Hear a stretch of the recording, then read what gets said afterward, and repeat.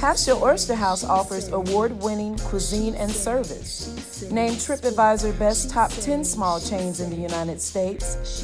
Voted Best Seafood in Mississippi Magazine 8 times. You can enjoy award-winning oysters and seafood, delicious steaks, pastas, sandwiches, salads, and so much more in a unique, polished casual dining experience. Half-Shell Oyster House is located at 115 Laurel Park Cove, Suite 105, Flowood, Mississippi 39232. Or you can give them a call at 769-257-7586. And hey, tell them Sonia sent you. She say sports. She say sports. She say sports. She say sports.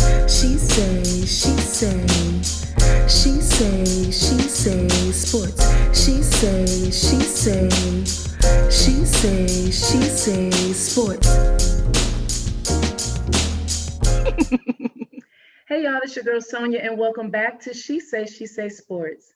Today I have with me former track and field gold Olympian and Mississippi native, Miss Bianca Knight. Hi Bianca, how are you today? Hey, how are you doing? Thanks for having me. Thank you for joining me today.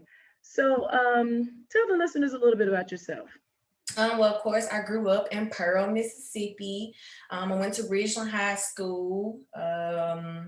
I then went on to the University of Texas, and then I had a 9-year sponsorship deal with Adidas. So I competed for them for 9 years. Wow. After that, I, of course, met the love of my life and had children. So I have two little boys now, and I live in North Carolina. So not a whole lot going on. Just, of course, same old Mississippi girl. And I come to Mississippi all the time and I do things. I've been hosting track meets there and camps and clinics. And I actually come there this weekend, this week to speak at the big coaching clinic down there. So I haven't been doing very much besides, just pouring back into the youth and pouring back into my sport and especially those kids in Mississippi.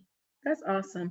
And I want to discuss more when I bring up your foundation regarding you coming to Mississippi this week. So you can give us the dates and times and where. Okay, awesome. That's great. So you have two little boys. How old are they? 2 and 6. I just got to see, had a 6-year-old. His birthday was 4 days ago. So so now I got 2 and 6. I'm a July baby. That's awesome. Okay. Did you have a big party?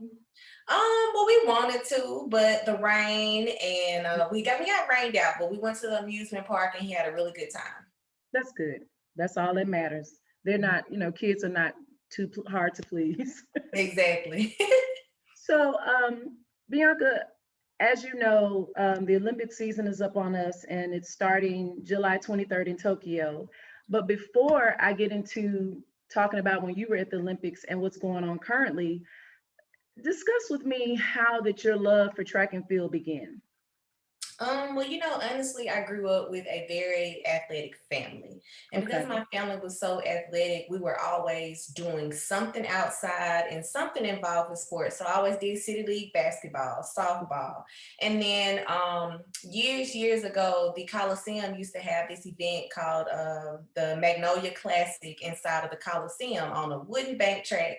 And I used to go there and compete I think it's in the wintertime, every winter with Pearl, because I went to Pearl first. Right. And coach saw me there and he found my mom and was like, "Is that your daughter running?" It's like, does she do any type of, does she do track competitively? She said, no, she just does this for fun. This is something that her school always attends, but she's never actually ran track before. And he asked her to bring me out and it was pretty much history after that. After I came out and I wouldn't say tried out for his track team. After I came out and he just wanted to see me run a little bit. And, he told me about, his name was Edmund Donald. He was the head track and field coach at Jackson State University at the time. Okay. And he was just like, I think that, you will really enjoy it. Let's just see how it goes. And that year I made it to the Junior Olympics and I came back with, I think, 2 second place and a 3rd place or something for my first time ever competing competitively in a sport. And we just stuck with it. And of course, I got better and better over the years and it became a sport that I valued over all of the other ones. So I stopped playing basketball, ninth grade, and focused solely on track. And Right. again, like the rest is just history. It was just something Right. that I kind of walked into and found out I was really, really good at, and I just stuck with it. That's amazing. I mean, you went in winning, Junior Olympics, and you weren't even trying. Right. You just passed. That's amazing. Wow. So you mentioned Pearl High School, and when I was doing my research, I saw that they cut you, and I know why, but I want you to tell the listeners the reason why in your own words. Honestly, looking back, it was just a difference in opinions. Okay. I think that during the school year, a lot of people don't understand. A lot of people run or compete based on talent levels, Right.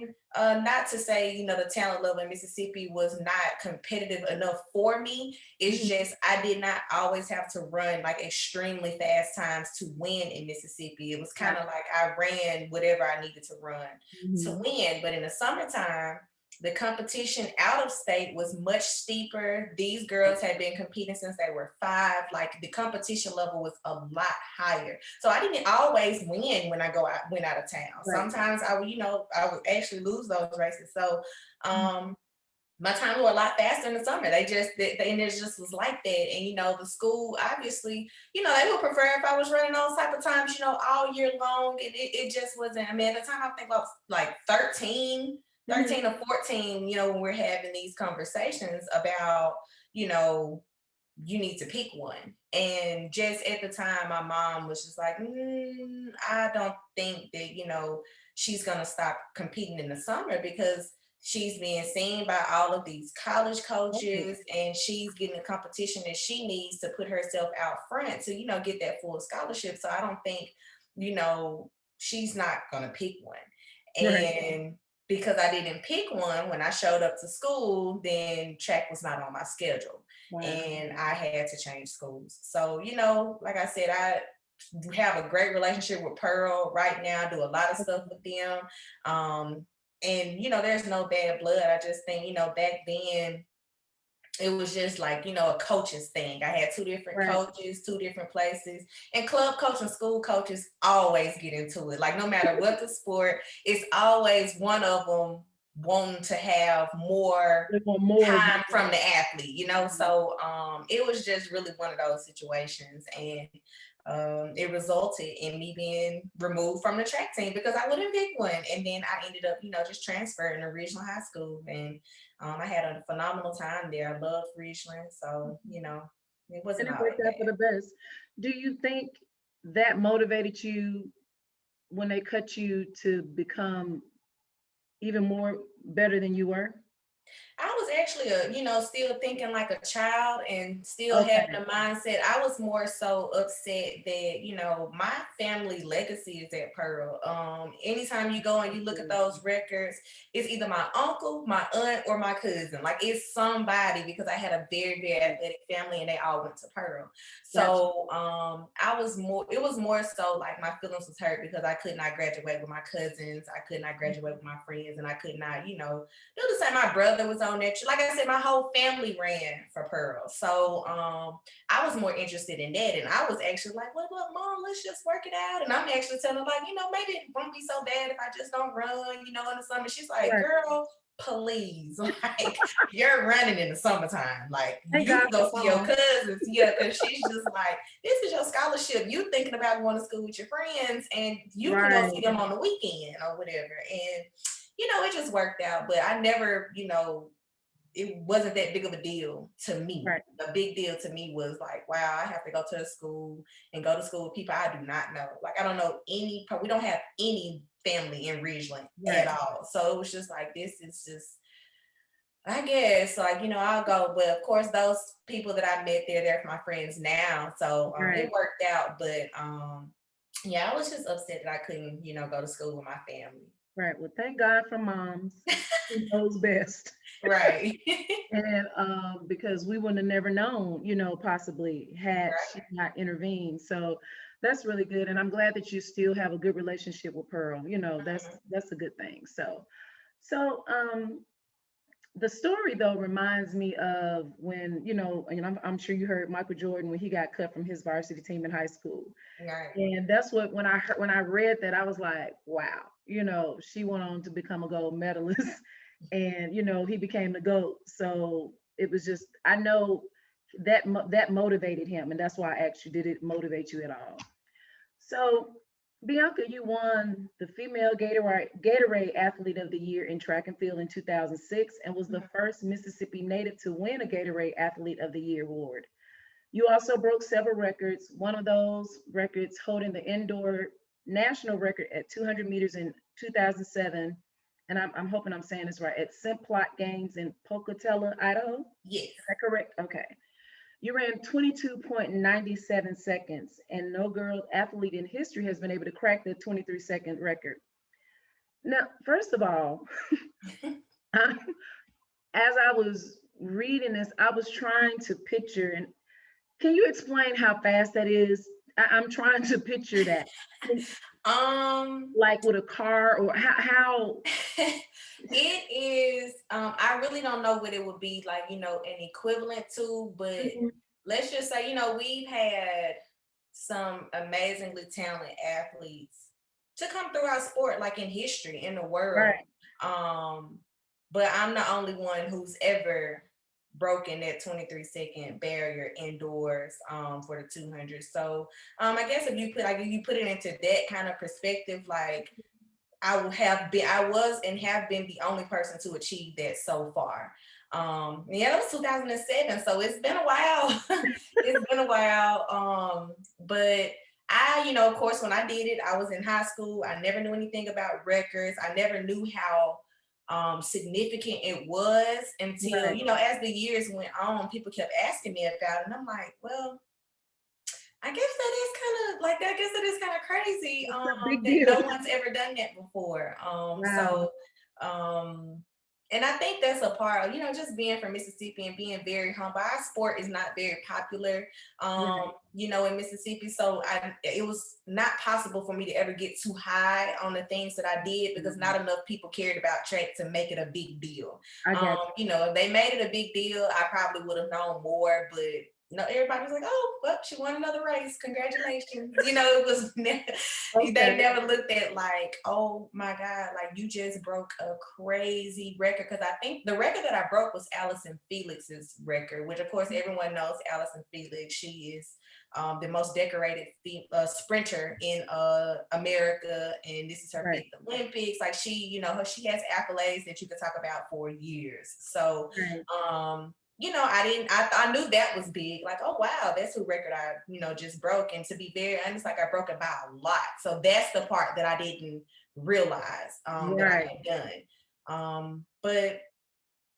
I mean, it's a record that, from what it looks like, it will be there for a while. It'll be there for a really long time. I mean, the talent is always getting better. So I know, records are meant to be broken, so it probably won't stay forever. But it's been there. It's been there for a good amount of time. You're in the books. Right. I'm in the books because I think I only allowed the record to stay there for 3 years. I think it was set in 2004 and I broke it in 2007. Wow. And it's been mine ever since. So I don't think I can run in 50 seconds. I'm trying to, that's why I was like, what is it equivalent to? I'm like, I don't, and I read that you didn't keep up with that type of stuff. It was just like, oh, I'm just running. I mean, and I think your humility has probably kept you balanced too, because, and like you say here, Mississippi, it's not a big deal. So it should be though, but it should be. You didn't really, I guess, because nobody was like, oh my God. It was just, but that is so huge. That's amazing. I was like, wow. I didn't know until I was reading this stuff, and I was floored. I'm like, this is fast. I don't know what it is, but I know that's fast. So, yeah, pretty quick. So tell me the difference between indoor and outdoor running. I mean, because there's different competitions. And for instance, when I walk outside, I mean, I prefer walking outside than walking on a treadmill. I hate the treadmill. Yeah. I like the pavement.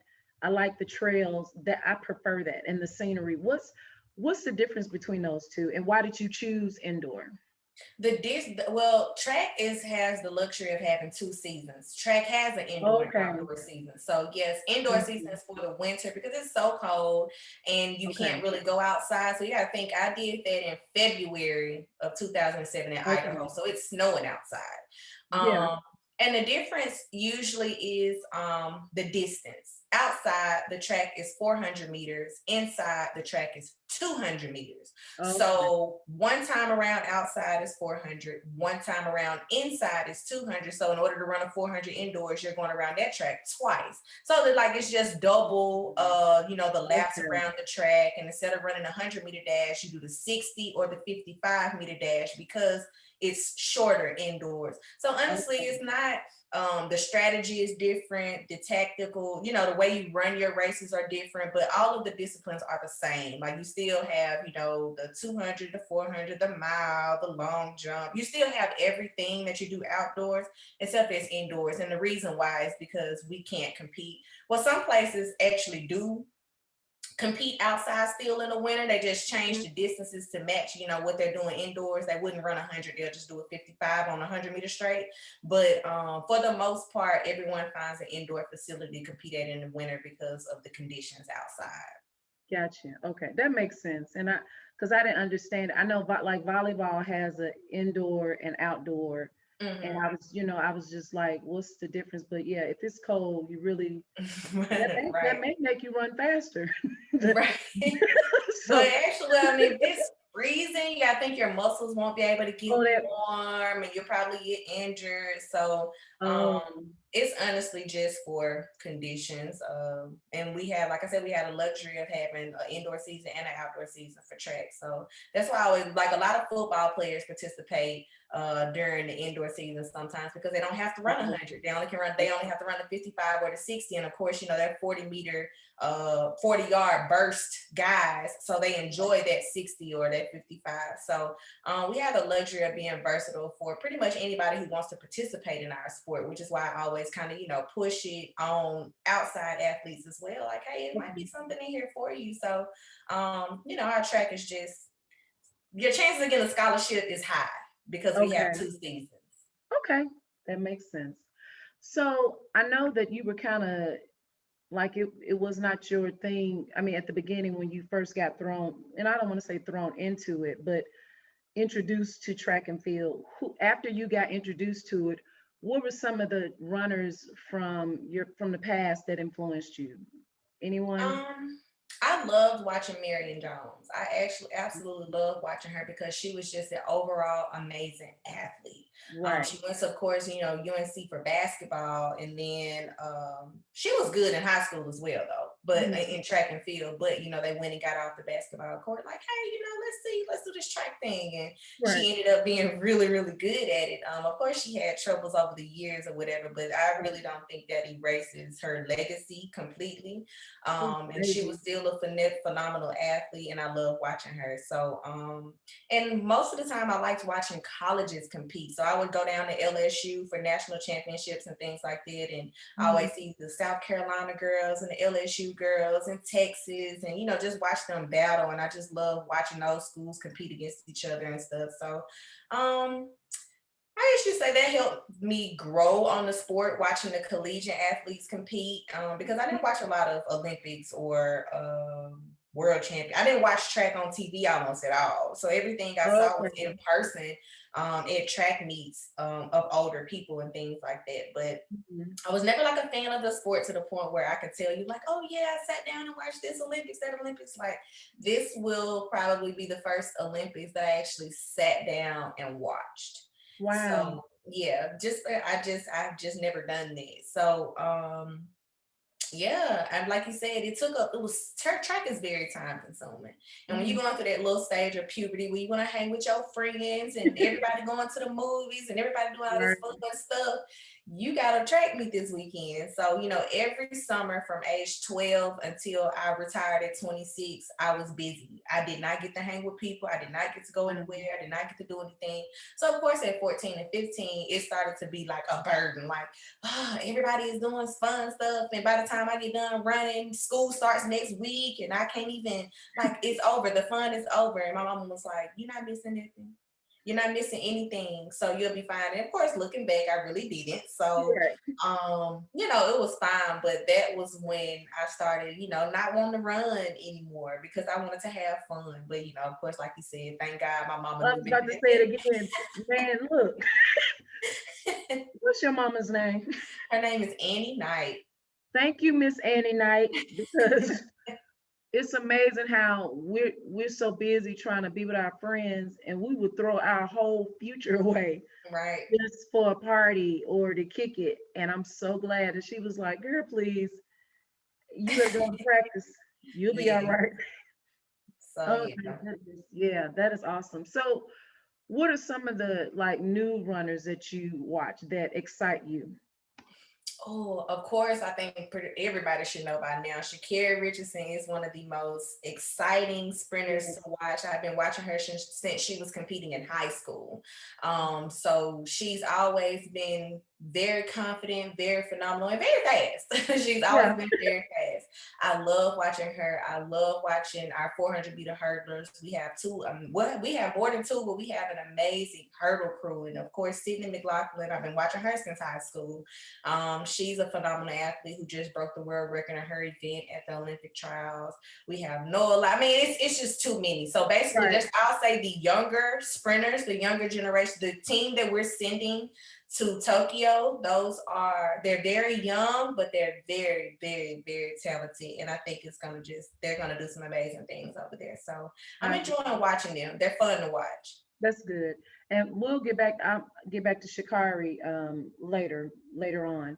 But you were a member of the USA Women's World Record. Am I saying it 4x100 relay? Mm-hmm. Did I say it right? At the 2012 London Olympics, and you and your team won gold medal. Mm-hmm. And in the final, the quartet of you, Tiana Madison, Allison Felix, Carmelita Jeter, you broke a standing 27-year-old record. First of all, congratulations on the gold and breaking the record. Did you ever imagine not only going to the Olympics, but winning a medal? Did you ever imagine that would happen for you? I think anytime you speak about making a team or making it to that highest level, you always, say, I want to go to the Olympics, I want to get on the podium. Right. But if somebody would have told me like, well, your first Olympics, not only are you going to get on the podium, but you're going to get a gold and it's going to be a world record as well. Then, I wouldn't have known that, but definitely planned on coming back with something, but, just to make so much history in that race. Like, of course, we're the only quartet to ever break 41 seconds. No other quartet in history has ever run that fast. So it was more than we just broke the record. It's like, no, we broke about a lot. And we broke the 41-second barrier, which has never happened before. So, and still, no one has done that since. So we got a pretty good little streak going. But, and again, the record was 27 years old. We did so much in 40.82 seconds. We did a lot. And, just to, like you said, just know that my name is really like etched in history as somebody, is the first to do something. It's definitely crazy. It's definitely, you would think I would expected it at some point, but I never, again, because I came from a place that never made me too high about what I was doing, that I just thought that, this was, the normal trajectory of competing, like your career, yes, so this is stuff supposed to happen. So, I didn't think too much about it. And, I look back at it now like, man, I did some amazing stuff. That's crazy. But yeah. And yeah, because everybody else, we're amazed. It's sad to say, but thank God for Mississippi a little bit with that, because you just didn't understand at that time. But yeah, you are etched in history forever. And do you keep in touch with those ladies now? Absolutely. I enjoy riding a Peloton, and Allison has gotten a partnership with them. So, Y'all do she that together. and so we always, her and her husband are big Peloton fans. Mhm. So we ride the Peloton together sometimes. Carmelita has a Peloton now. So, sometimes we're all on the Peloton, and Tiana, which was our first leg, she does a lot of things. So sometimes when I do my camps and my clinics, I always have materials that she's actually sent that she thinks will be helpful to kids and Okay. coaches and things like that. So she volunteers, her time to me sometimes in terms of answering questions and helping me fulfill, whatever I'm trying to fulfill for my camps and coaching clinics and things like that. So we all definitely have a pretty good relationship still, and we keep in touch with all of the busy things that we're doing. So And still being competitive, I bet. right. I know y'all are, especially on that Peloton. Yeah. So, um, you mentioned, like you were always busy during high school. How extensive is training for the Olympics versus just regular training? Is it about the Um, same or is it a little more intense?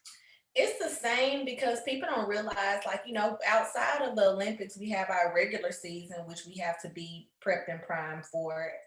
We have world championships, which is every other year. Oh, okay. So So you're just training yeah, so it's forever. really, you're just training forever for it. And of course, when the Olympics come up, of course, you have to time that better. You time your training better, because the Olympic trials are very, very strenuous. They're very serious, and Mhm. they're probably more competitive than the Olympics. So Okay. it's really, really hard to make our team. So definitely have you go in the Olympic. I mean, it's the Olympics is every 4 years, so the pressure is different because Right. you can't just come back and try for it again next year. You have to wait 4 years. So I'll say the mentality and the mindset is different. But as far as your training goes, we're always training for something. Like we always have something going on. Wow. That's a lot. That's wow. Yeah. So, we mentioned Sha'Carri Richardson earlier, and like you say, if you don't know her name, you've been under a rock somewhere. Even before everything that happened, Sha'Carri has been doing some amazing things, Amazing. amazing. And as of, well, as you know, she was she had a 30-day Mhm, suspension because of being tested positive for marijuana. mhm. However, on last week, they she will not be competing in Tokyo at all. Um, what's my question? What are your thoughts on the ban? And do you think they should even lift the marijuana ban because it's not, well, I mean, it's legal in some states in Mhm. America, even though I know the Olympic rules are probably totally different. But what are your thoughts on that ban?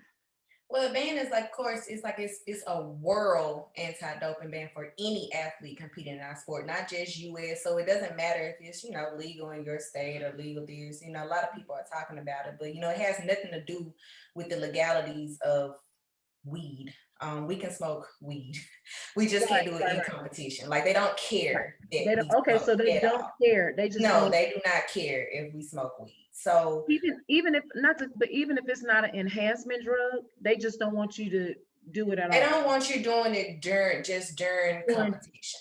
Just gotcha. during Okay. competition, and that's it. That's why I have so much respect for Sha'Carri. She's not, and it's sad that the media and everybody else is kind of turning this into a thing that she accepted and she Moved assumed on. responsibility and accountability and she moved on with her life and she Mhm. is, she's just moving on because as she said, like we do have rules in our sport and we're all aware of them. So hey, bad timing, move on. Like, and everybody, they're talking so like the negativity that she's receiving and Mhm.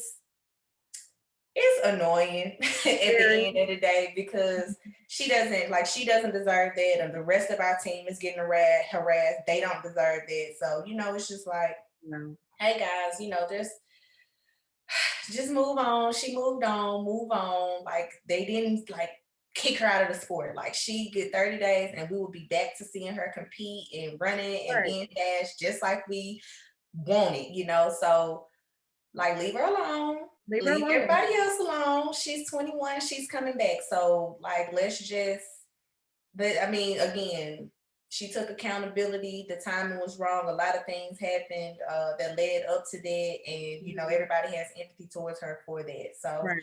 um, you know, that's just really what it is. And you know, the good thing about the press, I guess, that is getting is that she definitely has the power to change our sport now for the better. Yeah. To, you know, make a lot of the things that are horrible about our sport in terms of the suspensions and bans and the wins and whys and the who's, she can change that. She like Right. this incident can change that. So, and let's hope that that happens. And I agree. And even before that, people were giving her flack because of the hair of her color, her nails. And she reminds me, and I'm sure many others, of Florence Griffith Joyner, the Exactly. fastest woman in the world. Hmm. And you Who is know, always fashionable. Always. always. And so you were probably, I don't even know if you were born, you was a little girl. You was a little bitty, like 2 or 3 or something like that when Hmm. Florence won, but she was so freaking gorgeous. She didn't color her hair, but her nails, the one leg leotard. I mean, and we Hmm. were so excited to watch the Olympics, you know, because we was like, she finna dust these people. And so they were giving her issues about that as well at the beginning.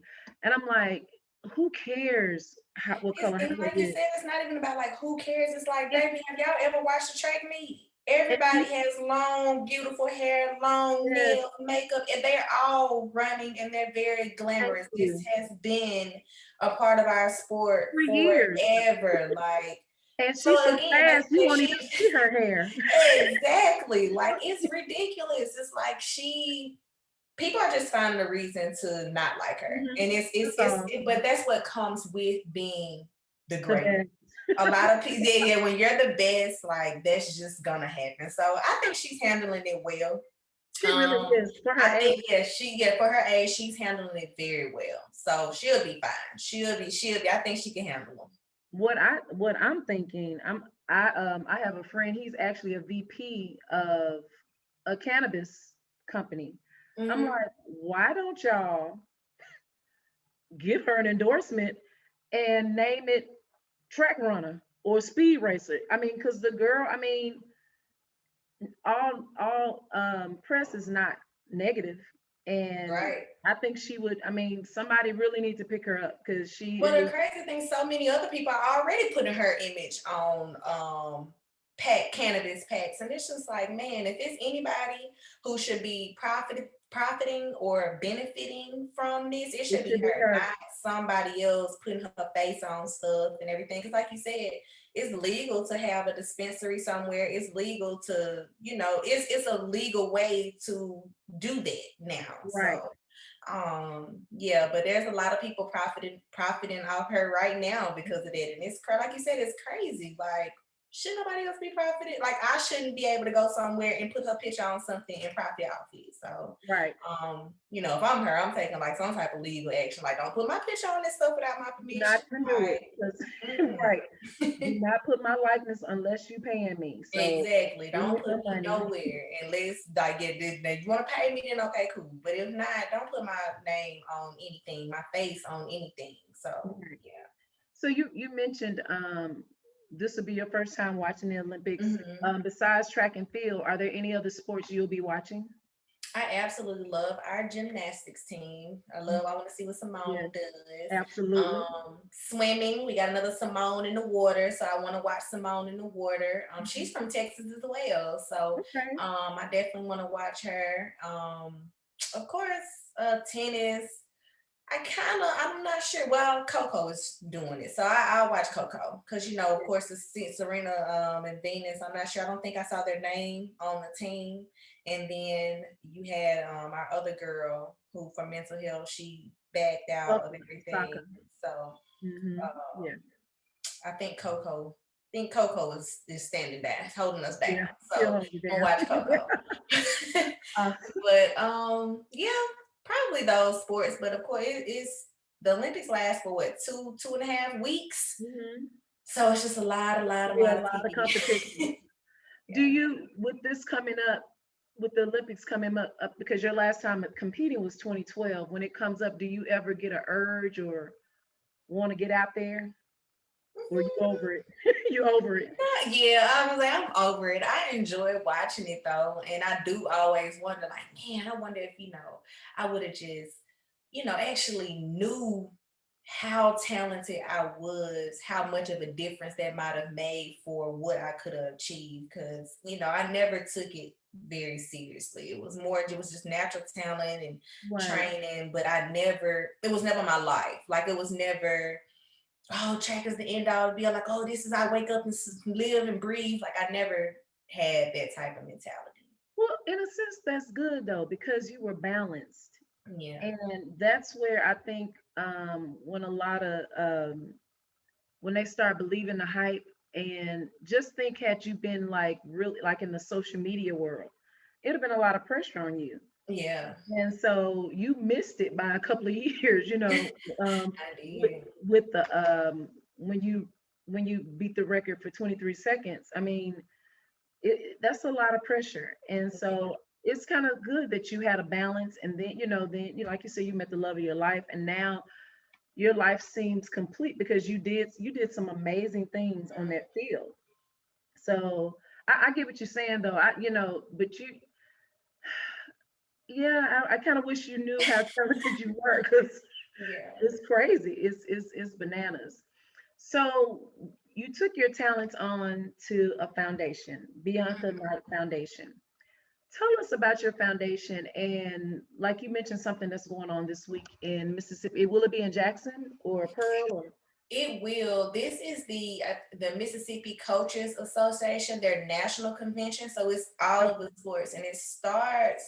I actually think it starts tomorrow at the Hilton Okay, downtown, and it'll go through downtown Saturday. Jackson, right? Downtown Yes, Jackson. in Okay, Jackson.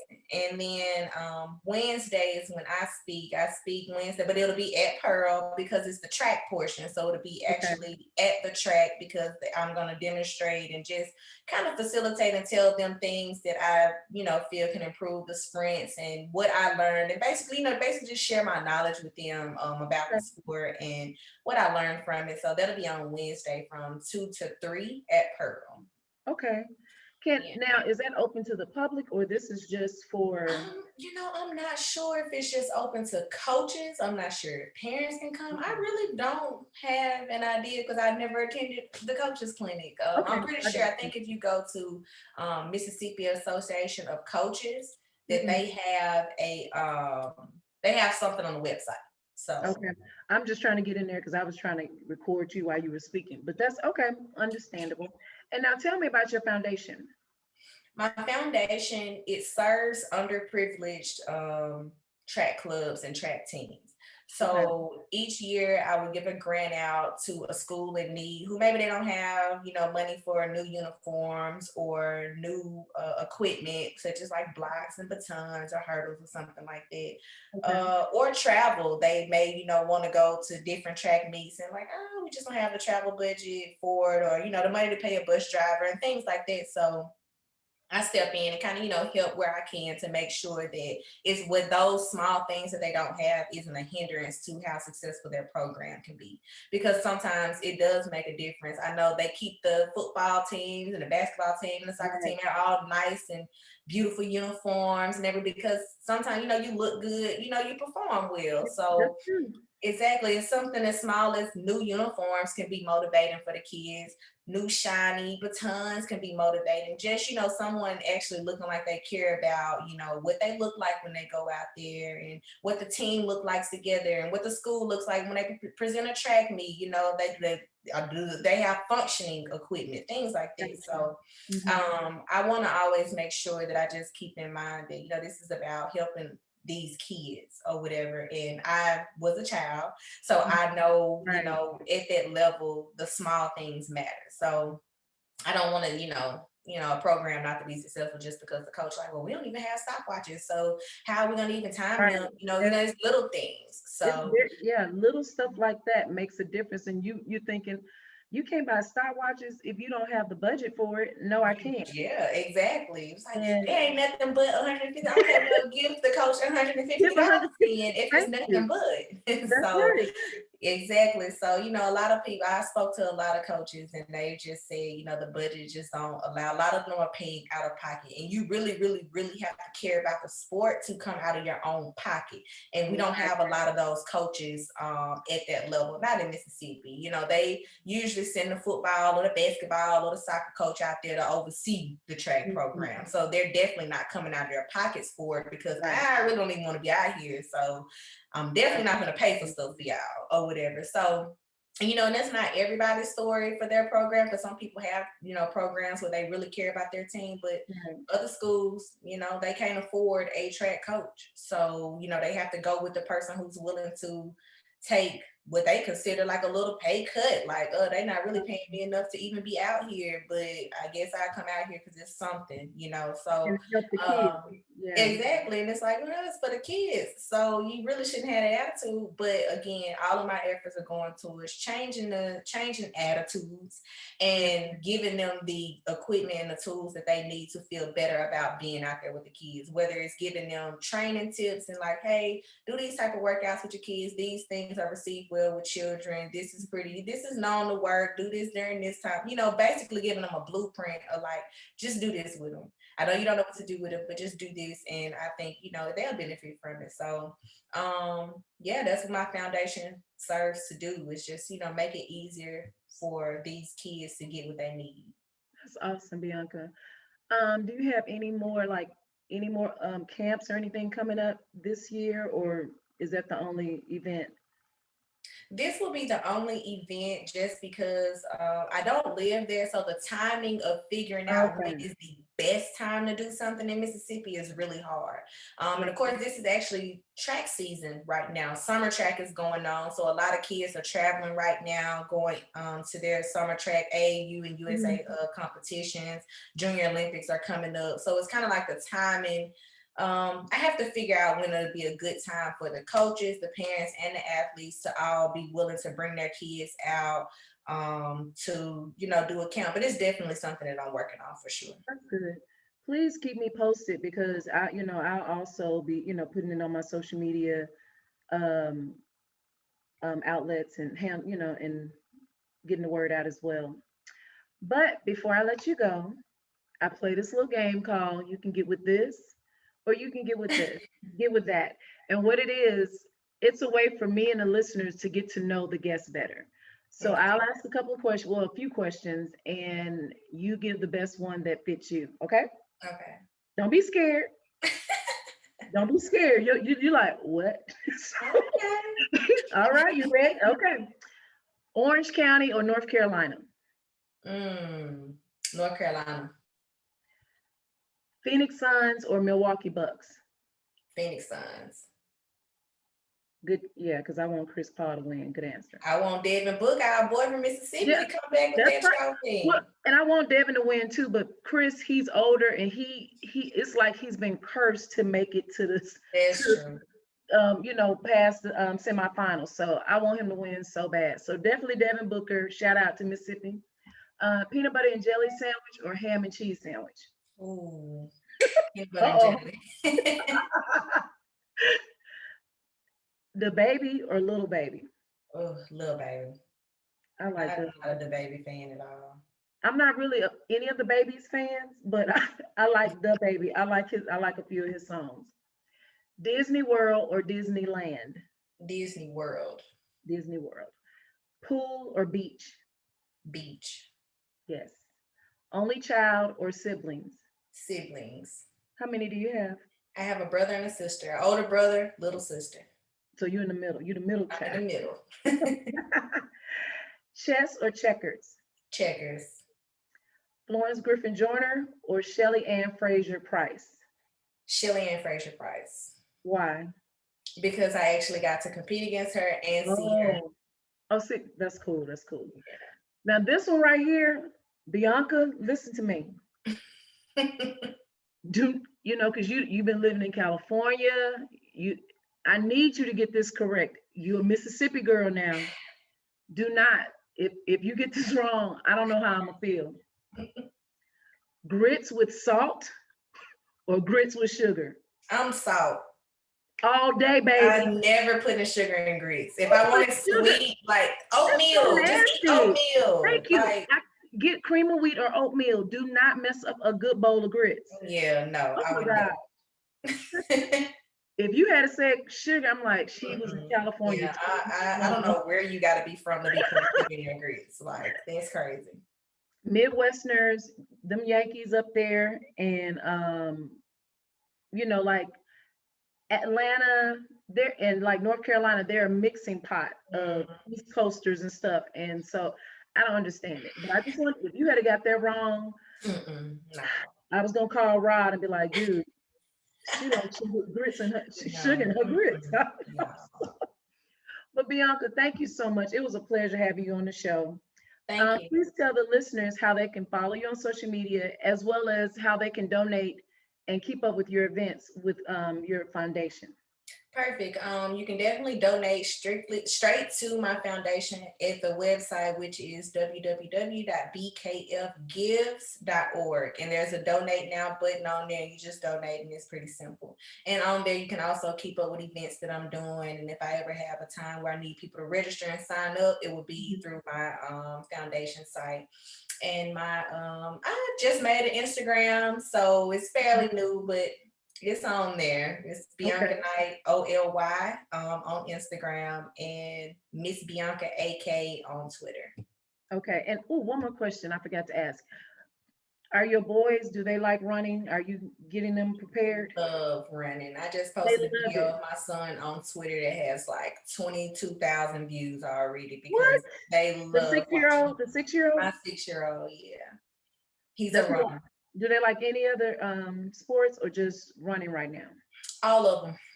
All of Wow. them. My 2-year-old is very, very strong. So I really don't, he's like, I can tell he's going to be the bigger of the two. Of course, their Okay. dad is Did he play over sports? 6 feet. He's in the NFL. Like, he's a big Okay, guy. okay. So he looks like he might follow in his daddy's footsteps, and Prince looks like he may follow in mine. So Cool. That's yeah. cool. And guys, you can follow me. She say sports on Facebook. She say sports 23 on Instagram. I have a Twitter, and I got to stop this. I really don't know it by heart because I'm not facilitating it. So I'm gonna do that, Instagram y'all. is the baby for Yeah, I love stuff. Instagram. That's my favorite. I don't really know how to work Twitter, and that's why I Mm. don't know it. But I'm gonna start working on it. Well, guys, that's my show for today. Until next time, this is Sonia with She Say Sports.